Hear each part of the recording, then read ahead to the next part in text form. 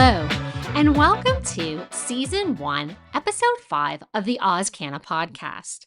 I'm your host, Christina McMullen, and I'm super excited about today's episode. Why? Because my guest today is a patient who's made the jump from Reddit to being gainfully employed within the Australian medicinal cannabis industry. Who is this person, and what do they do? I'm not going to give that away. You're just going to have to listen. So let's jump right in. Here we go. I like to start every episode with a little bit of rapid fire questions. So are you ready? Yep, let's go. Okay, here we go. What's your favorite book and why? I love Winnie the Pooh by A.A. Milne. It's written for children, but it's really smart. It's written in such beautiful poetic language. It's really artistic. Just in general, the illustrations are beautiful. There's so much value in reading Winnie the Pooh as an adult, I think, and it teaches you a lot about philosophy as well. If you could travel anywhere in the world right now, where would you go? Oh my God. I mean, I've got plans to revisit France because I've got some family over there, and I really love like the southwest of France. It's really beautiful. But if I could pick, I would pick Amsterdam. Not because the weed is the best in the world, but because the haze is the best in the world, or so I've heard. And I want to go and sample all the hazes, do a haze tasting, find Oh, my favorite yes. one. Like a wine Yeah, tasting. I love it. Okay. exactly. What's your go-to comfort food? Cucumbers, whole cucumbers. They're great. They're so easy to eat. They're super crisp, refreshing, tasty. If you get one that's like not too powdery and it's like ripe and juicy and crisp and like a bit sweet, oh, perfect. Okay. All right. I love it. I love it. What is your favorite way to consume medicinal cannabis? Uh, Conduction vaporizer for sure through a bong without water. Uh, I do think some terps are slightly water soluble, so I stopped using water in my bongs. And yeah, I just I think it's a pure flavor. You get a good hit with a bong, and I think conduction to me is just like a much nicer flavor, like a much nicer aroma. And I've noticed like if someone around me is hitting a Dynavap, I'm gonna smell that and be like, that smells amazing. Someone around me is hitting Mighty, I'll smell that and go, oh, it smells like someone's vaping weed. Like there's a difference between, oh, that smells amazing and oh, that just smells like weed. Okay. Okay. I have a friend that's got a Bistrato, which is the same thing, and he swears by it. Friendly Aussie buds. Yosef, shout out there. But yeah, Yeah, he swears by it, and it's kind of like the same concept. It is, I will agree with you. It is pretty tasty, but it's weird to me with the whole, and you're, I don't know. I don't know if it's really for yeah, me. There's a bit of a yeah, learning curve exactly. there, for sure. Um, what's one skill you've always wanted to learn? I've got a few hobbies that I'm saving for like midlife crisis.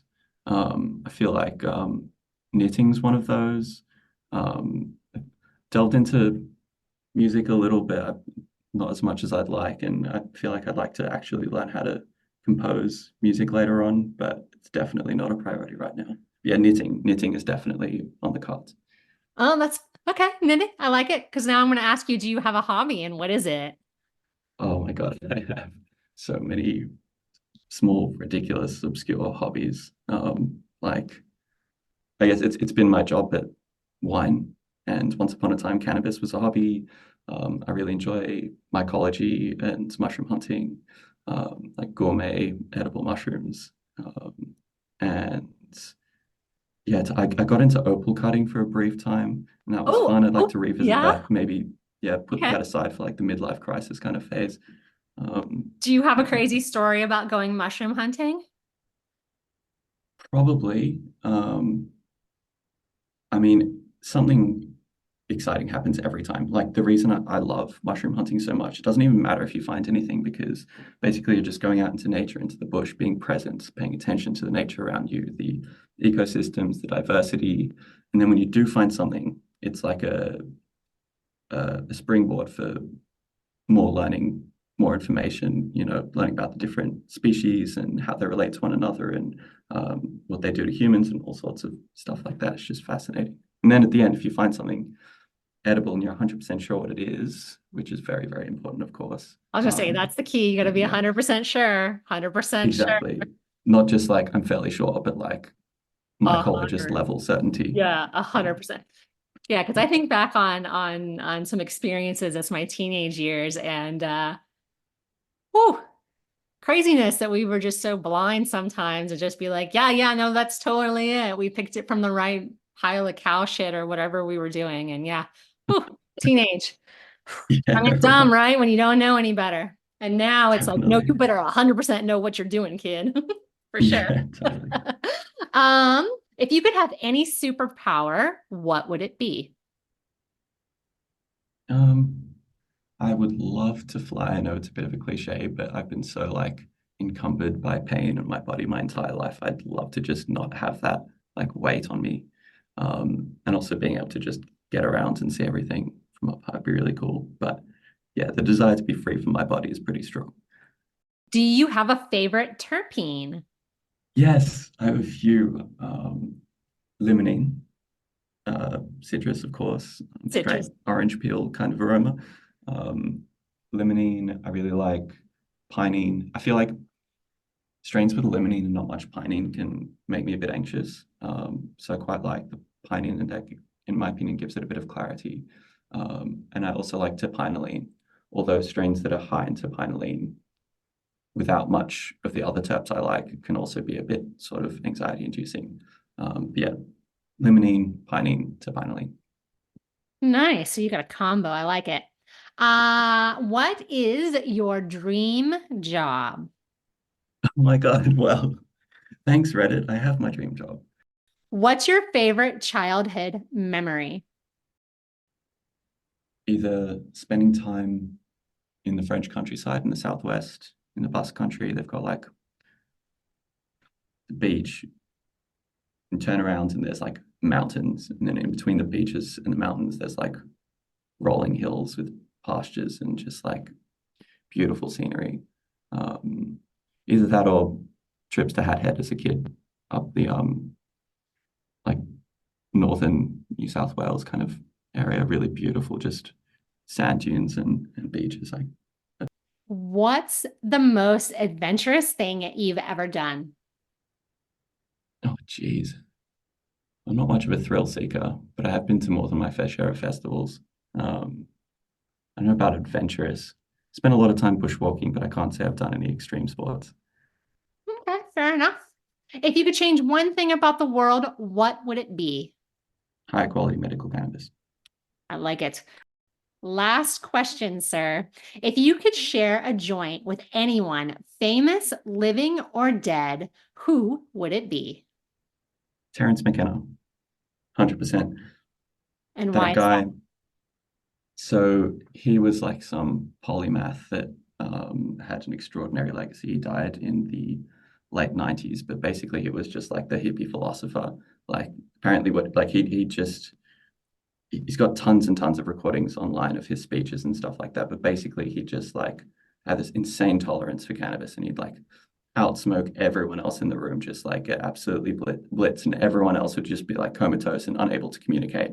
And he would just like lecture them, like just slay them with information and knowledge, and just like go into like an hour-long spiel about 10 different topics, and they couldn't do anything. So they just sat there and copped it and they loved it.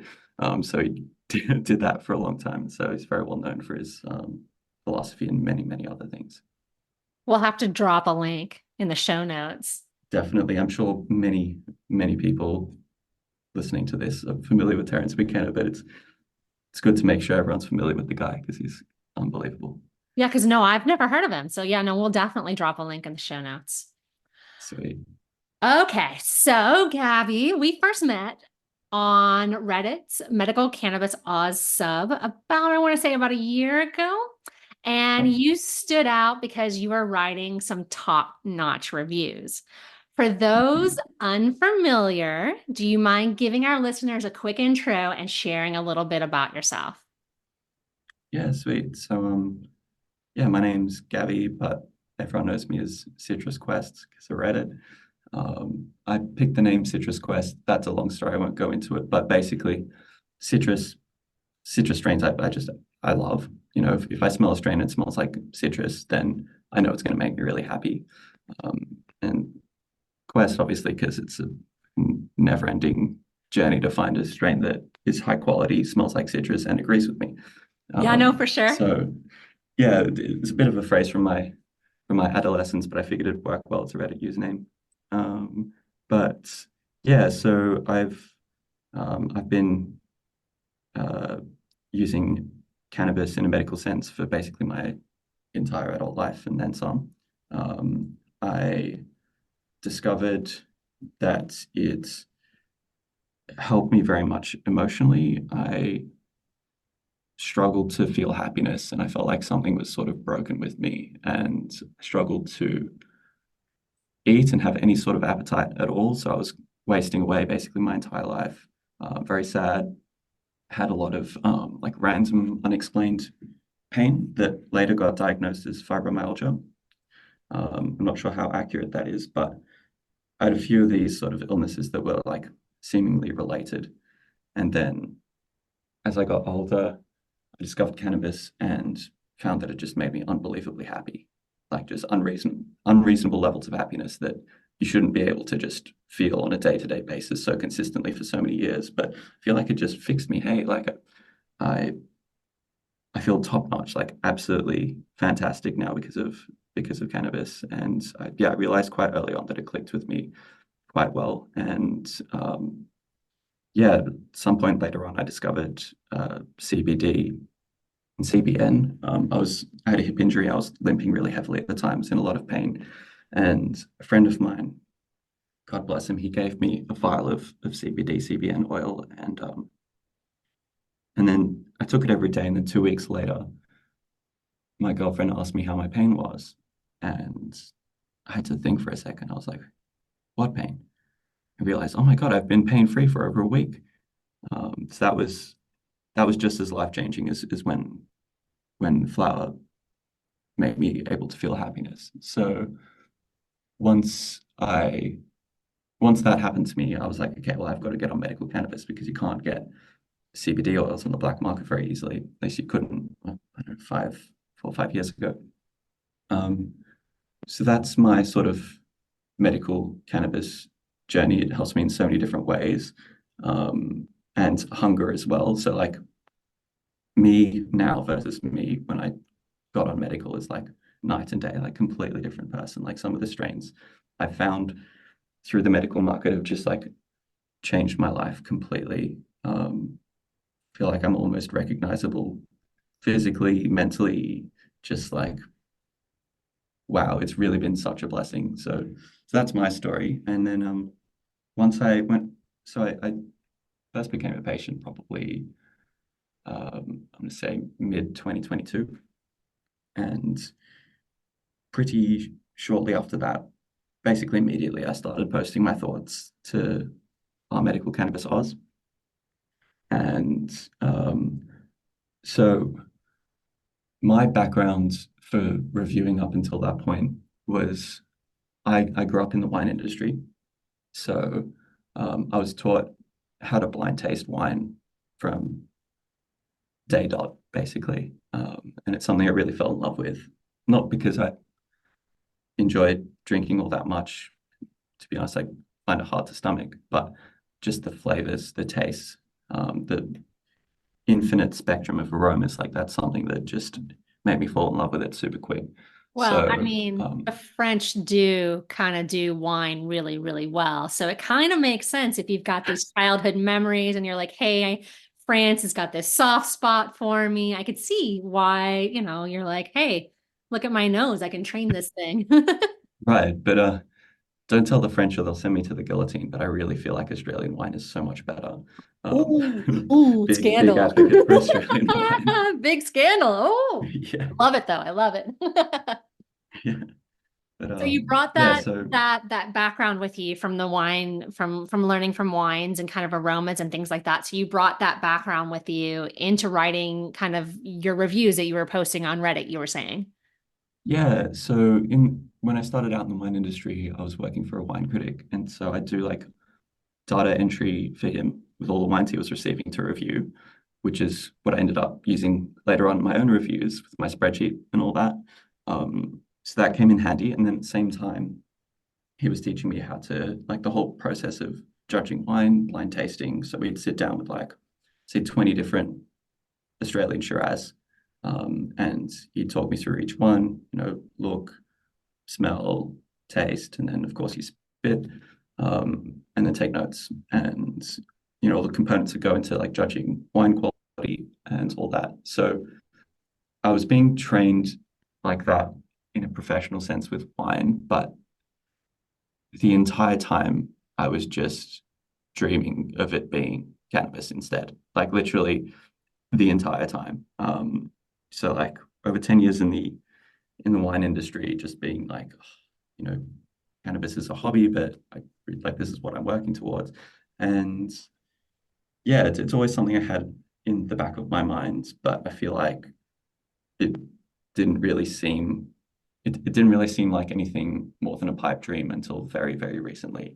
Um, so yeah, so when I started getting flowers, I was like, oh, this is a perfect opportunity. There's a community here of people on Reddit that appreciate this, that I can talk to about this. So I started taking my cannabis reviews really seriously and just putting as much effort into it as possible because there are very few other people doing that. Like you're one. There's maybe one or two others on the subreddit that post in-depth reviews. There are a few other people here and there that post some great reviews I see from time to time, but few that do it regularly and I was gonna say consistently. consistently. Yeah, consistently Yeah, is a hard thing. Yeah, there are a couple other yeah, people in there for sure, but you know, there aren't a lot of people with it consistently. Yeah. yeah, yeah. So I guess because it was so like you, it's like so different. So sorry, so difficult to find strains that work well for what we're looking for, especially as like sativa lovers. I guess it's just like a really limited pool of flowers to choose from. Yeah, So it is, it is hard when and I'm sure, you started your reviews kind of for the same reason I started my reviews.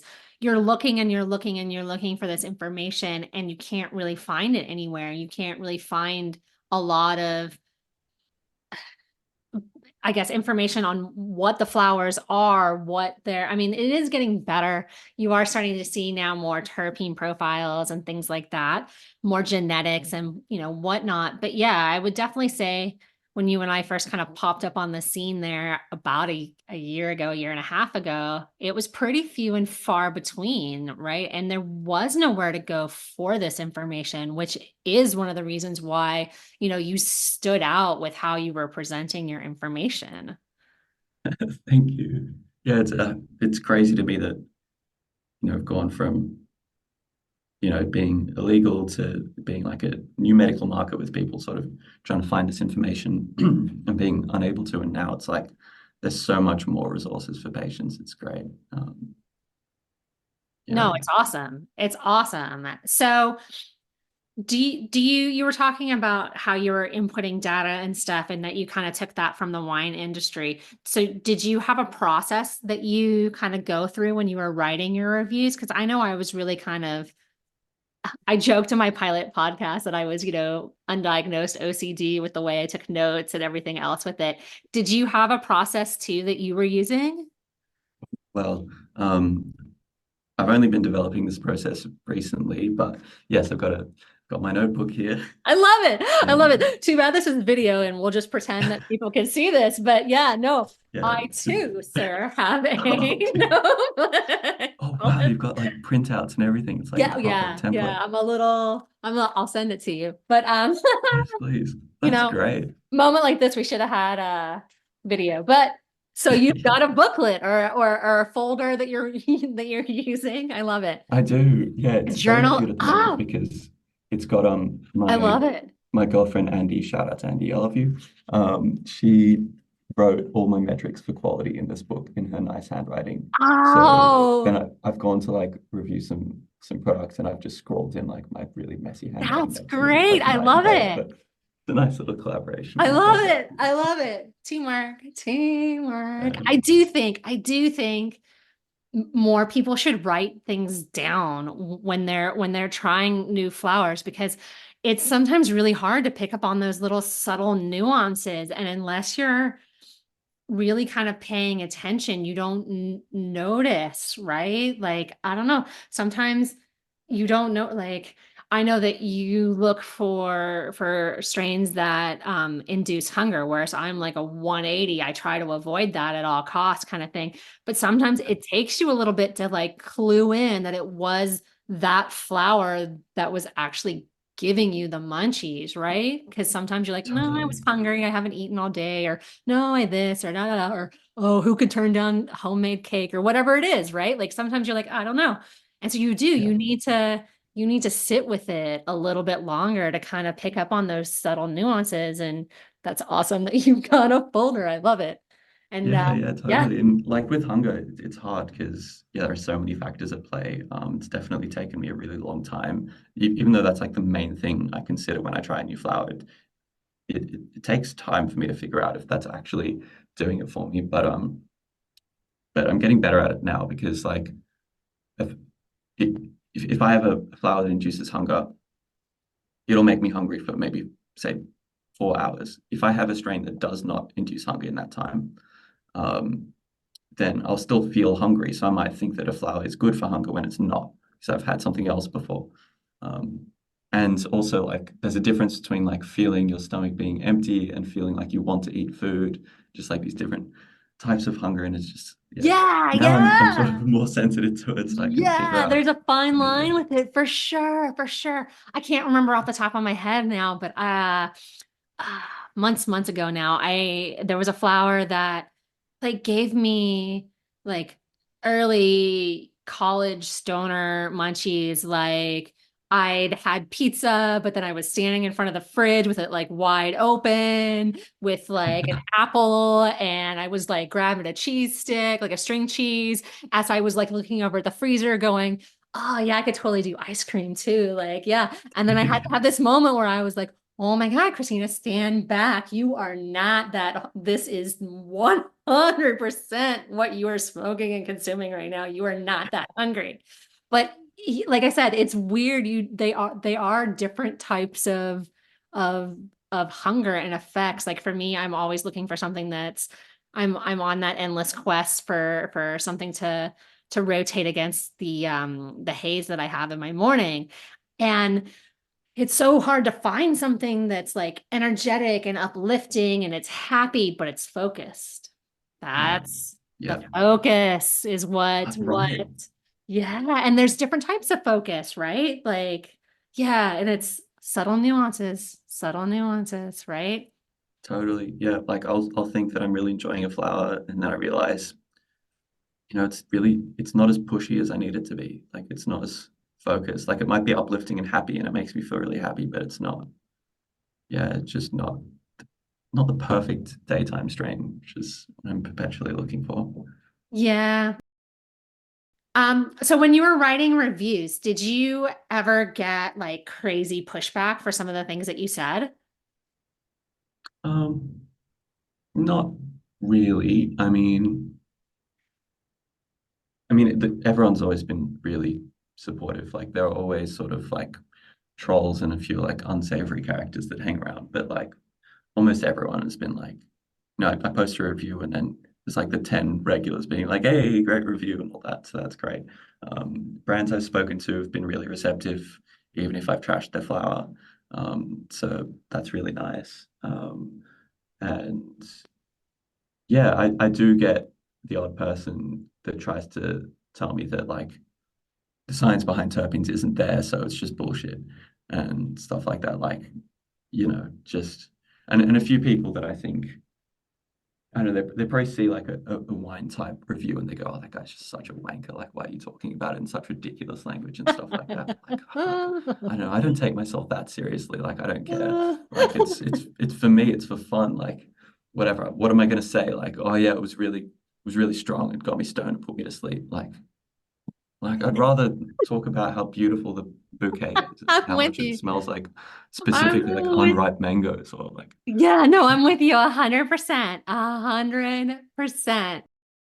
Like, no, for the most part, I'm with you. For the most part, everybody is pretty nice and pretty like, hey, thanks for that, or hey, well, I thought this, but I could see why you thought that, or whatever it is.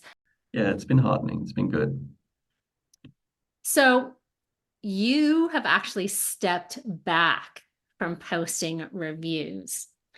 Why is that? Because I'm a little sad, man. Because again, like I said at the beginning, I kind of felt like you were one of the better content producers, if you will, in the Reddit sub. So when you were like, "Hey, I'm leaving," I was like, "Yay!" But then I was like, "Oh, boo!" It was like a very dual reaction, if you will. So explain what happened.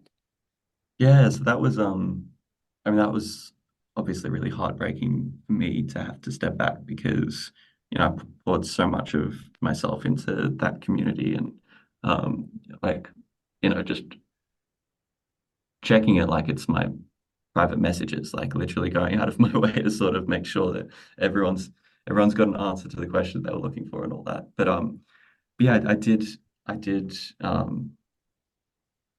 make the decision to step down from reviews and moderating the subreddit because I did get approached because of those reviews by EasyKind, a plant medicine clinic, and so they reached out to me and ended up hiring me as their head of product.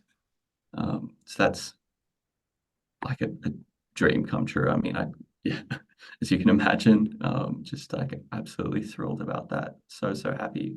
But yeah, unfortunately, like as you know, the TGA guidelines and advertising are really strict, and so I'd love to say more about my role and my place in the industry, but I can't. I can't talk about specific products, but I will say that I was brought in as the head of product, and I'm very, very excited to start affecting quality in the industry, especially coming from a patient background, being frustrated with the lack of quality for so long. But Well, yes, unfortunately, I can't speak specifically about my job, but I'm keen to speak like more generally about the industry. yeah, so because now you're an insider, if you will, do you feel like quality is starting to get a little bit better? Like, do you feel like there are some more companies that are bringing better, because they feel the pressure, are bringing better products, better flour to market? Totally, totally. Sorry. It's Yeah, it's definitely seeming like it's getting better all the time, and it is really satisfying holding producers to high standards.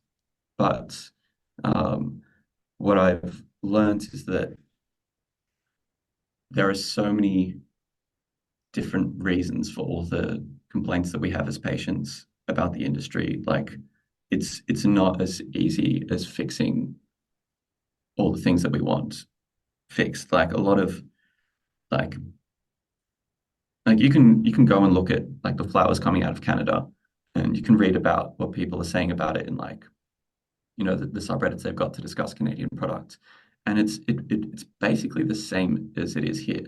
Like you see the patients, the discussions they're having, it's like the same. It's like this flower's dead. Where's the nose? Where are the terps? It's so dry. What's with the selection of genetics? It's all cookies, Kush, whatever. Oh man, the Um, cookies, Kush, yeah, yeah. like where are the daytime strength? Like it's like what we have, just like a bit bigger. At least that's what it seems like to me. Like I'm new to the industry, of course. Like I definitely still feel like a patient more than anything else, but we really don't have. Um, yeah, like the quality in the market is an issue on a global scale. I think it's just like the medical treatment the flowers go through. Like there's time between like harvest and when it hits the tub and when that tub gets to you. There's considerations as far as like microbes and molds um, and like just like the economics of it all and just all these different reasons. um, and irradiation as well, perhaps. So yeah, these issues are common across medical markets, medical cannabis markets, it seems. Um, but hopefully, as consumers and brands begin to understand what makes quality cannabis, then we can sort of be more selective about those products. But yeah, it's definitely it's not as simple a fix as I would have hoped as a patient. Yeah. No, there's a lot of wheels that are moving to make that a well-oiled machine for sure. Do you think that because yeah, we absolutely get a lot of flour from Canada. Do you think here over the next year, there's going to be a push to move towards more homegrown flowers?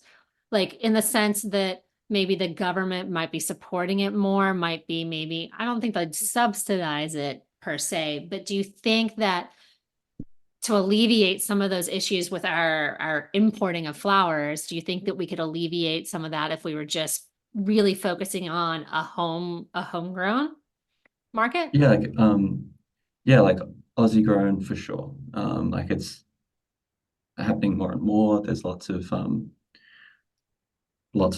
Australian grown flowers coming up every day pretty much. And yeah, definitely like I mean that's the future of quality cannabis in this country because um we've got such I mean we've got good conditions to grow it in this country and we've got a large population that uses cannabis. Like there's no reason that Australia can't become a premium producer of cannabis flower. Like it's like the wine industry. Like it, obviously like started out across Europe and then for a long time it was just like, the French make the best wine. And any wine from the US or Australia is like swill by comparison. But then as the industry developed, now we've got wines from Australia that are just world class and that are so unique and that can outcompete any other wine on the global stage. And I feel like the same is possible with cannabis.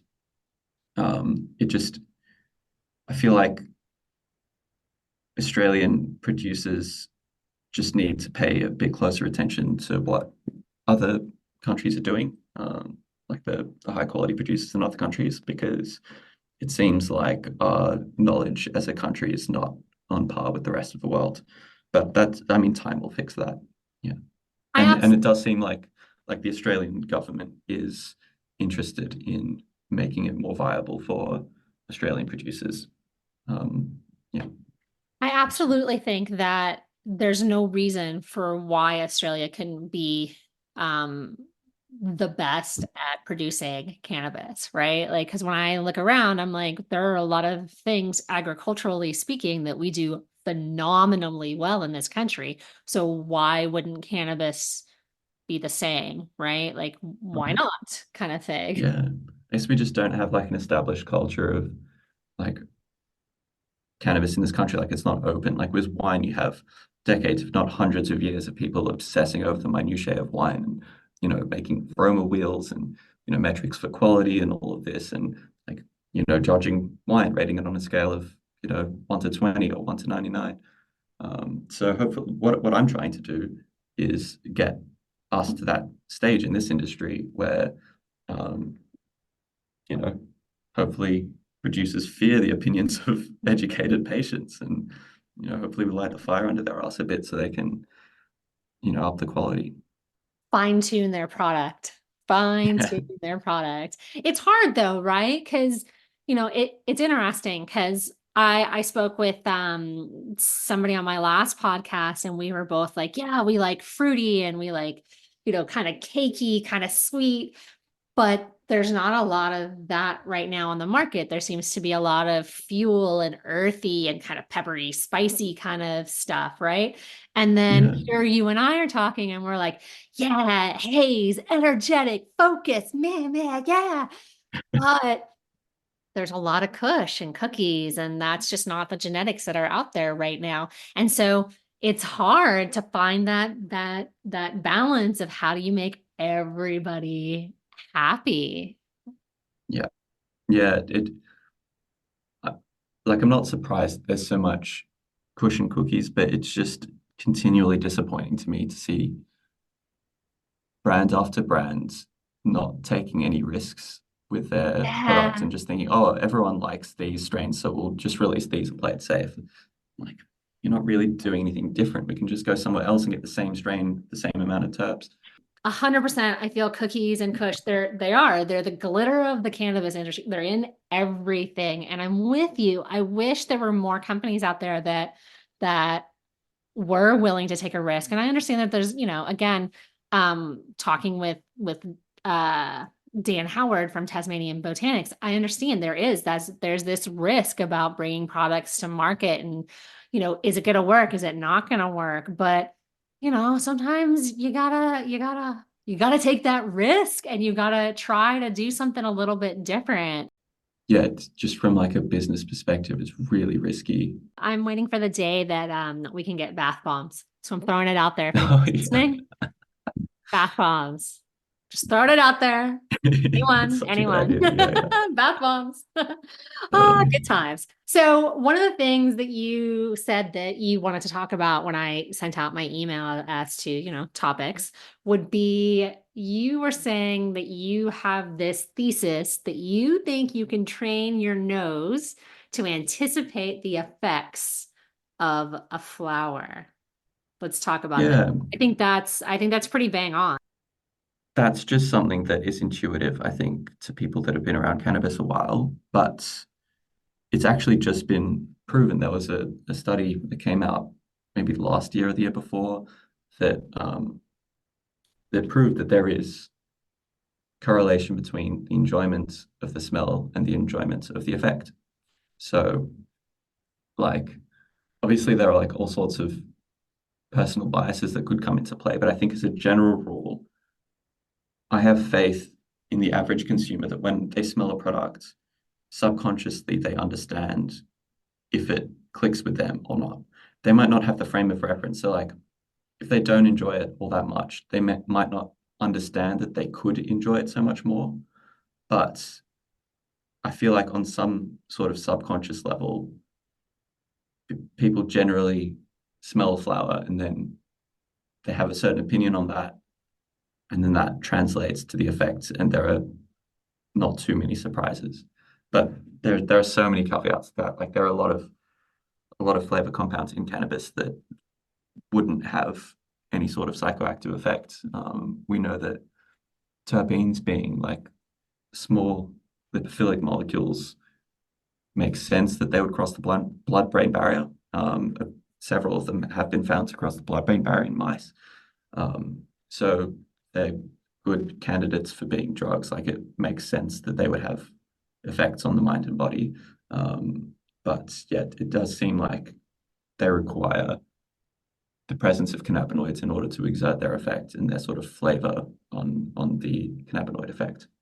But yes, I do like an example is like I don't really like eating oranges. I don't really like eating citrus, to be honest. Like, if I'm going to pick an ice cream, it's probably not going to be lemon. But if I'm smelling cannabis, if I smell one that smells like oranges or lemon, I know that that's going to make me really happy. I know that's going to click with me. I know that's just going to brighten my day and give me the thirst for life that I'm looking for. Um, It's so and weird. It's so weird that you say that because I'm the same way. Like I would never pick a citrusy kind of ice cream. No way. Like I'm boring. I'm like a vanilla girl. Sometimes I'll get caramel. yeah, Like you know what I mean? Like I'm bored. I'm boring.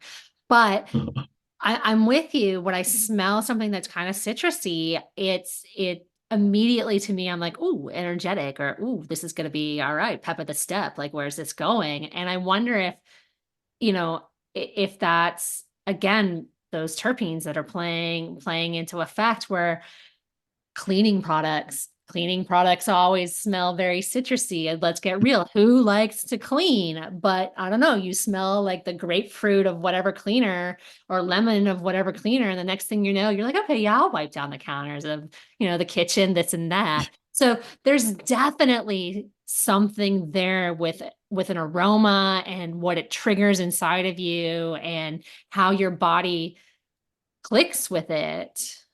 Right. Yeah, and it's so weird and unintuitive. Like, do you like the smell of vomit?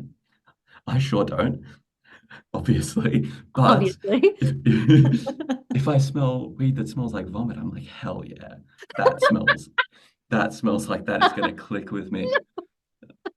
I love it. And No, vomitos, yeah. that's probably not a flower that I would pick up and be like, oh yeah, no, I'm gonna get more of that. Mm-mm. There's a few of us in the Discord that appreciate the sort of yeah, vomit, feet, kind of pungent See, that's aromas. not me. That's not me. I'm very much citrusy. I'm very floral, cakey, creamy. Like I don't mind a little bit of fuel. I don't want to say funk because I don't really like funk, but I don't mind a little bit of earthiness in the Right, undertones, but no, I like it to smell and taste good, if you will. right. Okay, yeah. It's like, I guess that's where our tastes differ because yeah, earthy strains to me are just like a straight up no. Like anything that smells dominantly like myrcene, caryophyllene, anything that's like cloves, pepper, spices, just immediately like on an instinctual level, I'm like, this isn't gonna click with me. Um, but yeah, it's interesting how there's like this whole like spectrum of aromas and how they blend into one another. Like there's, you might have like the smell of like spectrum might go like pine, cleaning product, orange, lemon, like uh, like peach, watermelon, and then like, gets more and more, and all these flavors are like related. Then yeah, I feel like there's a spectrum of like, yeah, like earthy, fruity, floral, funky, like all of that.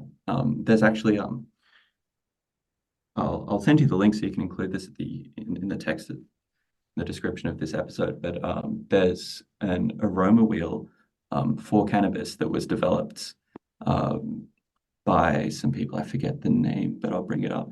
It's like an aroma wheel for wine. So how it works is when you're tasting wine, you start from the middle of the wheel, and then it's got like the most basic aromas in the middle. So it might be like fruits, floral, you know, earthy, herbal, that sort of thing. And then it goes more specific as you go towards the outside of the wheel. Yeah, so the main categories they've got for this one is like herbs, fruit, vegetable, pungent, woody, earthy, green, floral, and I missed a few like spices, cereals, proteins, fats, material, industrial, and watery. And then it gets more specific. So you've got like, fresh herbs, dried herbs. Is it basil, dill, lemongrass, mint, oregano, parsley, rosemary, and so on. And so you can really like narrow down the Really exact fine tune it. Yeah, fine tune. yeah. So if it smells like, oh, it smells like citrus to me, but I can't figure out which citrus it is. Is it orange? Is it mandarin? Is it lemon, lime, whatever, like grapefruit? It really helps to look at the wheel and sort of figure it out. And that might seem like a bit of a useless exercise that's just, for the fun of it. But I do think it implies what sort of effect it has. Um, even if not, even if indirectly, even if terpenes were not psychoactive themselves, if they didn't cross the blood-brain barrier, the terpene profile comes about as the result of the genetics and I guess the environment a little bit. But if it's as a result of the genetics, then terpenes might indicate the cannabinoid profile of the plant. Like I don't know if it does necessarily, but it's all related, even if it's not directly related. So it makes sense that you could smell a strain and be like, oh yeah, this smells like the rough genetics of strains I know I like. I think it's very much consuming the plant, the whole plant, right? The whole plant. Because when you get the whole plant, then you get all of the parts to it, the cannabinoids, you get the terpenes, the flavonoids, like everything that goes in there. And I think there's so many different layers to it that you're right. Going back to like the fact that we both kind of have a journal and we both keep notes, being able to start to really narrow down what you like and what you don't like will greatly improve your outcomes. Yeah, yeah, totally. If you like, I can go through my metrics for quality. This might help patients if you want to follow along at home. Here are some things you might Do like it. to consider. I love it. Do it. Yeah, sweet. So I'm actually writing a guide to cannabis quality right now. So that should be exciting, just to collate all my thoughts and sort of have it all down. But this is just a brief rundown. So um, look, I think is really important. There's always some smartass who goes on Reddit and he's like, "Oh, you're not smoking with your eyes or whatever. Like you can't tell. Like it doesn't matter what it looks like. It matters how it feels." Like, okay, do you really think that you can't judge the quality of food by looking at it? Like, would you just walk around, a fruit shop blind and just like eat whatever?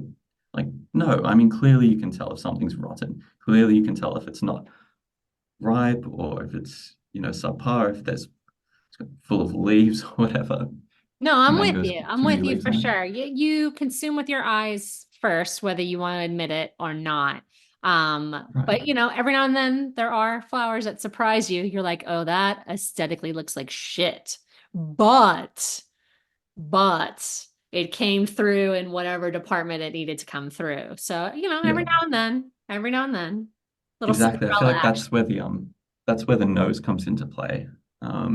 But yeah, as far as look, um, like here are my different metrics for look, and like they all influence quality in some way. So moisture, color, bud size, seeds, stems, leaves, and then trichome density, like how dense are the trichomes? Like is it caked or is it sparse?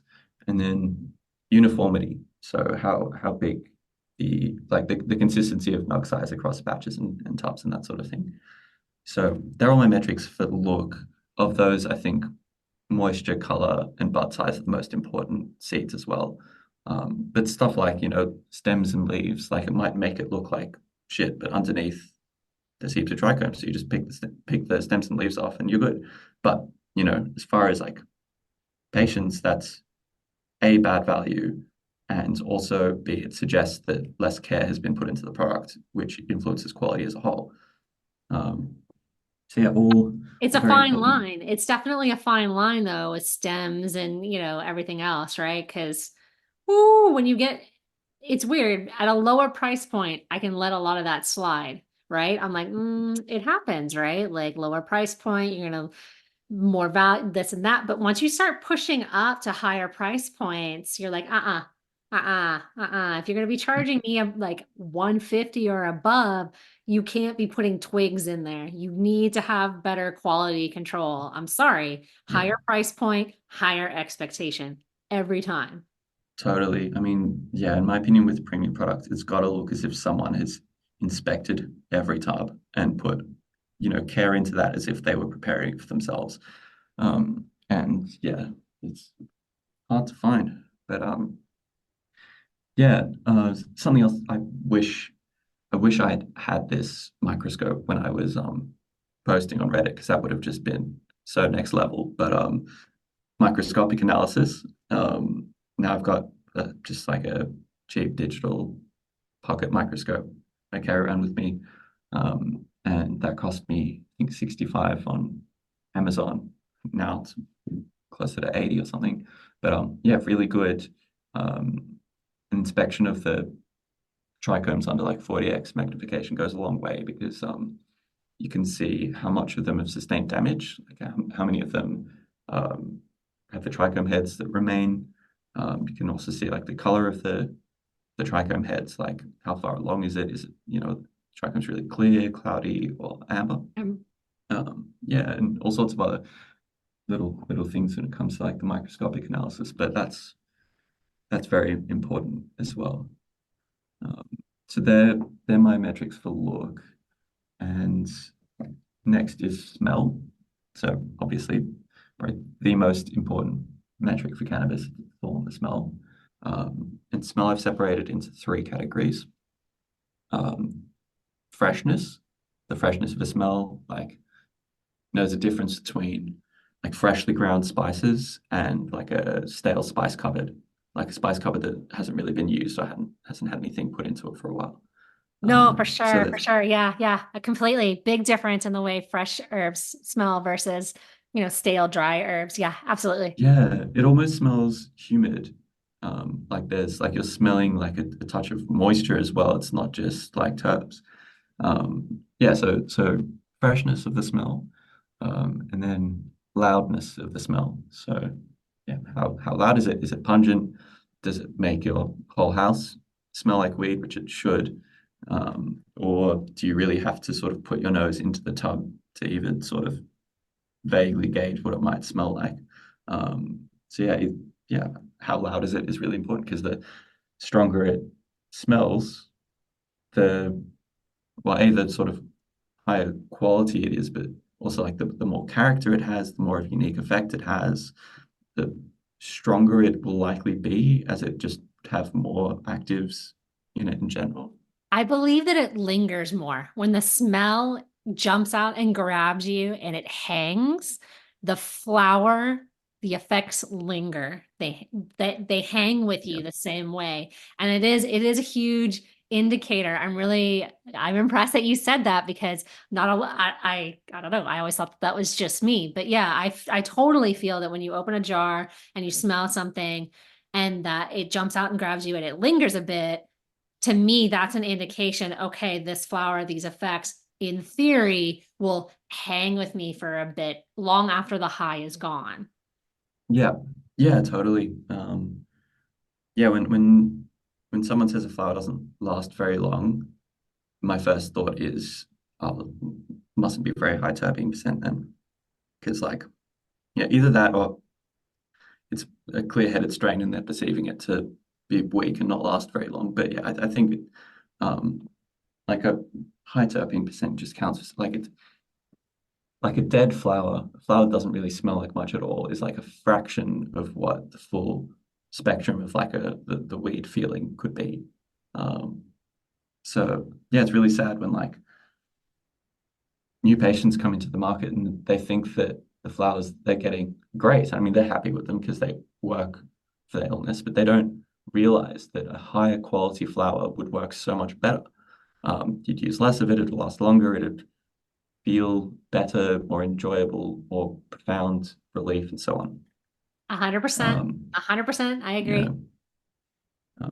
Yeah, so actually, it's probably a good thing to mention that, yeah, not terpenes aren't the only flavor compounds in cannabis. There's like volatile sulfur compounds or VSCs that are very pungent and lead to the smell of skunk. Actually, don't know what skunks smell like. I feel like I need to make a pilgrimage to the States to discover that. Okay, you know what's really Do you funny? know? It's weird that you brought that up because as a kid in Texas, smoking Mexican dirt, brickweed, it very much smelled like skunk, like dead skunk. And you would smell it and you'd be like, oh yeah, someone's smoking the brick, man. Like you could smell it. It was so skunky. And I've not had anything remotely close to that skunky smell since I've been here. Like nothing. Yeah, Nothing. yeah. I've been shout outs to Soma in the Discord, you legend. We've been talking about VSCs and cannabis and how there doesn't seem to be too many of them. Like there are a few strains that smell like garlic, which uh, is a result of VSCs, but not too many that either like have that really pungent sort of like skunky cheesy smell, or it's just like really it's like a fraction of how loud it should be. And I've noticed that flowers that are high quality, even if they have the same sort, even if they test with a similar sort of terpene percentage, one might smell so much, not just louder, but more grippy and intense and different and pungent. And I feel like if you train your nose, you can kind of figure out there are like layers to it, and there's like the sort of terpene aromas, and then there's like the VSCs, flavonoids, and all that. Like they're all different, and I feel like VSCs are very quick to evaporate, and they leave the chat like super quickly. So like, let's say you've opened you've opened a tub. It smells like garlic, blueberry, and forest floor. After a week, now it just smells like blueberry and forest floor. There's no more garlic. Then after another week, it smells mostly like forest floor and the blueberry is left a bit. So I feel like VSCs are the first to go. And so this is just a hunch, like I'm not speaking scientifically or anything. But it seems to me as if, yeah, just like the medical treatment in general results in a diminished sort of skunky aroma. And then, yeah, some flowers sort of hang on to those aromas better, or some processes lead to like, a more complete flavor profile in the end product, but they're all quite diminished, it seems. So yeah, it seems like in order to have that really sort of pungent smell, it needs to be non-irradiated, because I think despite the industry-funded Bedrocan study, I do think that irradiation affects terpenes. I think it Like, does too. I yeah, think it even does. if the most volatile terpenes were only reduced by 15 to 30%, I think that's still a difference. That's still reducing the entourage effect. That's still, getting rid of terps that might have crucial effects with regards to like hunger or like a couch lucky feeling, like two things that are really missing from medical weed, alongside those like cheesy, skunky aromas. So I have a feeling that it's all kind of like implicated. I agree with you. I agree with you. It's weird because and I don't know, I've just kind of chalked it up to I use a vaporizer now. I don't really combust anymore. So maybe that's what it is. But I don't really remember the last time I had a flower that really genuinely couch locked me. So that way I was down, I was out, I was on the couch, and then all of a sudden I was like, oh, holy shit, it's 3 hours later, it's 4 hours later. What the hell happened? Like, no, but I feel like it was all the time in my 20s, right? Like Right. I remember getting blueberry kush for the first, and I Oh, like that'll do it. like one hitter quitter. I literally remember loading the bowl with my roommate at the time, and I don't know, we used to call it greens, where like you would only light like half the bowl. So that way the other person could have like the other half of the bowl until you both got a little Oh, bit of yeah. green hit. Yeah, I'm a That's nerd. considerate. I'm a nerd. But yeah, we would call it greens. And I remember getting the blueberry, and yeah, it was one bowl, one half, green, and then seriously melting into the couch. And like that was our night. Like, yeah, maybe we loaded in another bowl, but it was because the bong was sitting there in front of us, not because we needed it. And I, yeah, no, I haven't had anything remotely close to that since I've been It's doing so medicinal funny. cannabis. Right. Yeah, it's so funny you say that, because every single time, I feel like every time I talk to someone about couch locking effects, they bring up that strain. So it's really funny. It's wow, like it's just stood out so much in my mind, like the first time I had it, because it was the very first time I opened a bag and I was like, oh my God, it smells like blueberries. I was like, do you smell, like I remember like literally like shoving the bag back into like my dealer's face and being like, it smells like blueberries. Like, like what. Yeah, like the kid from like Charlie and the Chocolate Factory. They smell the gobs, but whatever he says in there, and how they smell like when they're supposed. Snozzberries. Yeah. Yeah, the snozberries smell like snozberries, like because he's looking at the wall. Like that's what it was. I was like, oh my God. I was like, did you know? And he was like, yeah, bud. Yeah, it's yeah. You'll love it. And I'm like, no, but I am going to love it. Like, yeah, it was so good. But yeah, no, That's so I've funny. not had, if that was my gold bar, if you will, I've not had anything that's come remotely close to that. Like, and I don't know if it's because I'm looking back with fond memories or what, but yeah. No, Well, straight up, it's just the medical treatment. Like I'm fairly sure. Like there's no reason that a black market strain that has, that is visually and like loudness wise much worse quality, and yet it has this much richer sort of full spectrum effect. Like I've noticed like flower that hasn't gone through that medical process just it's more medical. It's got more of a medical effect than the medical stuff. It's such a shame. That's why I think in order for medical cannabis to really be successful in this country, we need an adult use market. We need it to just be completely legal for adult use, and regulated so that A, patients can feel like we have a space that is occupied by patients and not mostly people that just want legal weed. Um, Not that there's anything wrong with that, but it's just like funneling everyone into the medical system makes it worse for medical patients.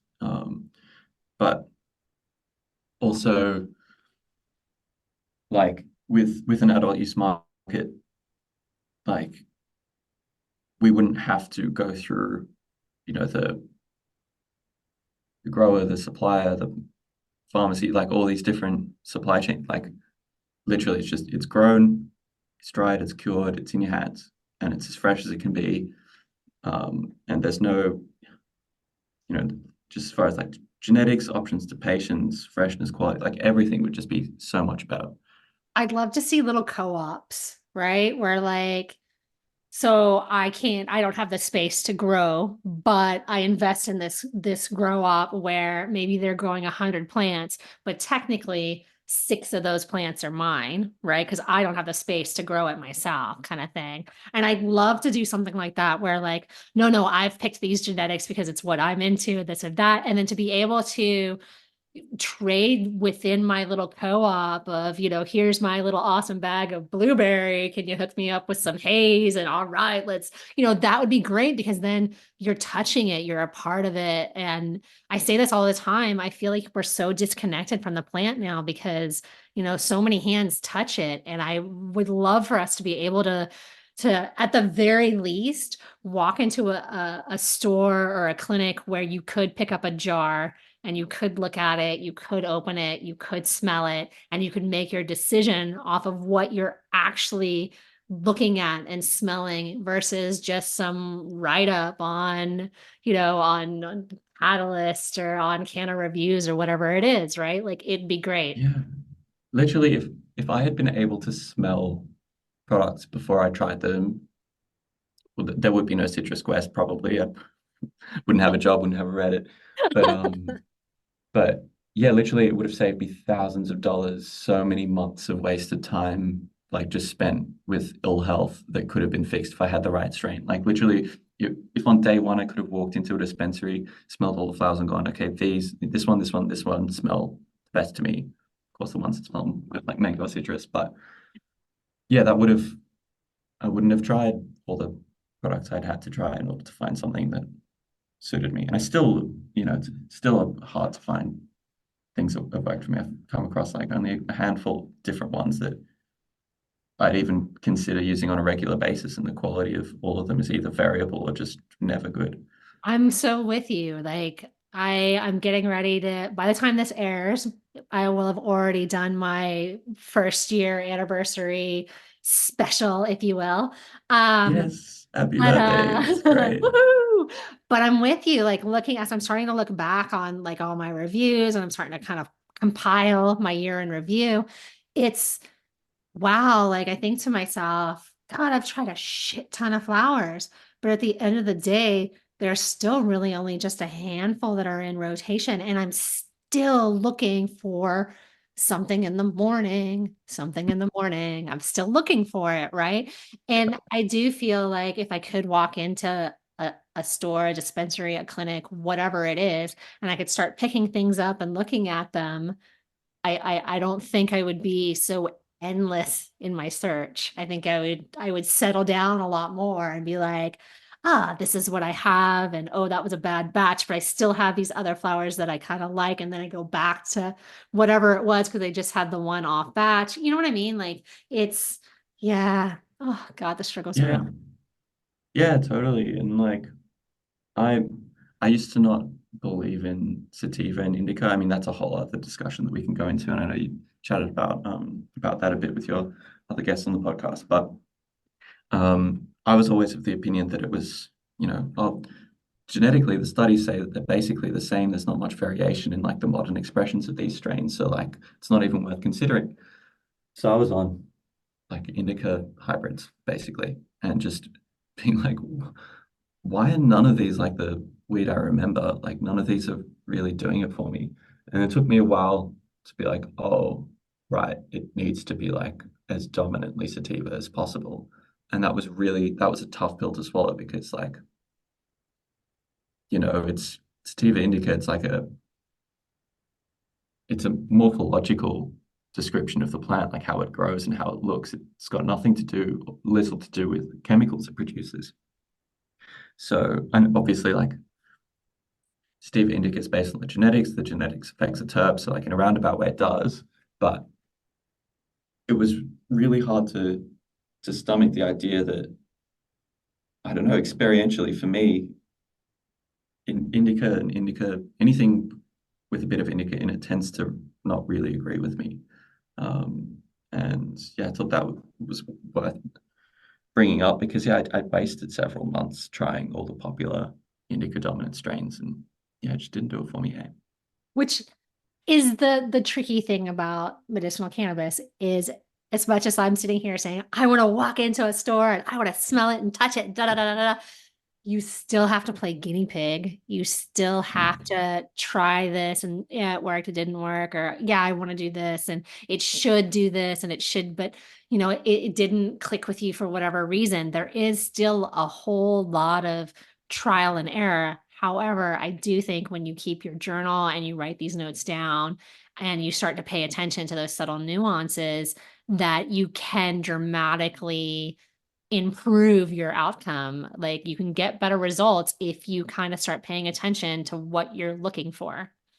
Yeah, totally. And here's a good example. Like, took me a while to realize this, but humulene is known to be an appetite suppressant. And humulene is a terpene that's found in hops and beer. It's like a characteristic kind of hoppy smell. And you've probably noticed various medical strains smelling like hops or beer. It I've noticed it comes out. A lot of the vaping temperature guides will have it listed at like humulene boiling point at like 180 or 190 or something, and some will, I think, listed at around 120, 130. I do think it's one of those terps that boils off at low temperatures, I find, and that it can be quite distinct when I'm tasting a flower, and I notice a suggestion of that hoppy kind of humulene aroma. I think this is going to shut off my stomach. I'm not going to eat anything today if I consume this. And so now I've like intellectualized it to the point where, you know, does it smell like humulene or not? And then I can be like, okay, this will make me hungry or not. But before I did that, it was just like a gut feeling, like, oh, this one doesn't smell like it's gonna make me ravenous. It's just like a gut instinct I have. But I do think you can train your nose to figure these things out and determine the effect from the smell. Um, I agree with you 100%.